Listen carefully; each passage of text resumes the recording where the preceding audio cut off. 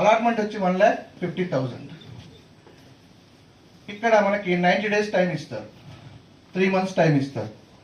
ఈ 3 months అంటే ఏంటంటే 3 ఆప్షన్లు ఇస్తారు మనకి. Option A, option B and option C. Option A అంటే 1 week ఫుల్ పేమెంట్ కంప్లీట్ చేయాలి, 7 daysలో ఫుల్ పేమెంట్ కంప్లీట్ చేయాలి. ఆప్షన్ బి అంటే 1 month, 1 monthలో that mean 30 days full payment complete చేయాలి. ఆప్షన్ సి అంటే మనకి 90 days, 3 months. దీంట్లో 1 month పేమెంట్ అంటే ఫస్ట్ 15 daysలో 50%, నెక్స్ట్ 15 daysలో 50% కంప్లీట్ చేయాలి. ఆ తర్వాత 3 monthsలో first month, second month, third month 30%, 30%, 30%. But allotment చేసినాం కాబట్టి 10% తీసుకోవచ్చు, ప్రాబ్లం లేదు. ఇలా మనం ప్లానింగ్ చేసుకోవాలి.